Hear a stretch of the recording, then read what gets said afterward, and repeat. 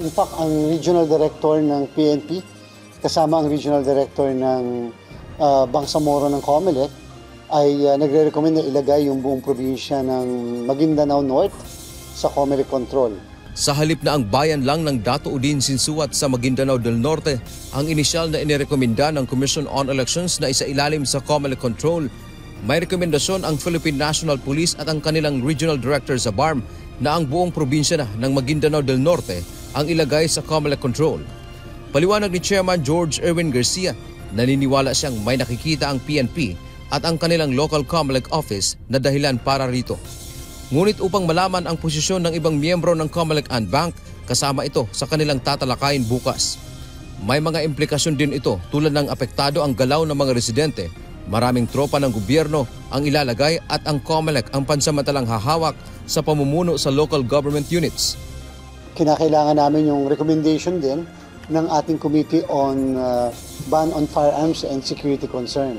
Importante kasi yon sapagkat sila kasi ang in charge sa ganyan. And may mga ilang implikasyon kasi yan. Dagdag pa ni Chairman Garcia, prioridad nila ngayon ay maaresto ang mga suspect na pumatay sa kanilang election officer sa Dato Udin Sinsuat at asawa nito at magkaroon ng hustisya. Ang mga ito ang dapat papanagutin sa insidente at hindi ang mga residente ang maghihirap. Kasi sige, lalagay mo sa COMELEC control pagkatapos hindi mo naman naaaresto yung responsible sa pagkamatay ng aming tauhan, parang bali walang hustisya yun eh. Di ba? Mapipigilan naman natin ang mga anumang kaharahasan kung magiging alerto lang ang lahat ng miyembro ng PNP, AFP at ang COMELEC. Sa insidenteng ito, nagugat ang pagsusulong na isailalim sa COMELEC control ang nasabing bayan at ngayon ay buong probinsya na ang gusto ng kanilang local COMELEC office. May 4 na anyang sospek sa pamamaslang na pinaghahanap ng mga otoridad. Ayaw magbigay ng maraming detalye ang komisyon hinggil dito pero may interes umano ang mga sospek sa magiging resulta ng halalan sa lugar. Mawawala kasi ang takot ng mga mamamayan kung meron tayo maaaresto dito at makakasuhan.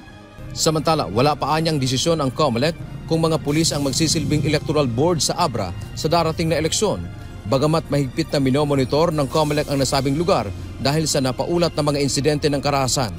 Una lang sinabi ng COMELEC na hindi sila magdadalawang isip na isailalim din sa COMELEC control ng Abra gaya ng ginawa nila sa nakalipas na 2 eleksyon. Ang gusto ng COMELEC, wag itong lumaki at wag madama yung mga kababayan natin, lalo na yung mga botante. Yun yung aking kabilin-bilinan. Dante Amento, UNTV, News and Rescue.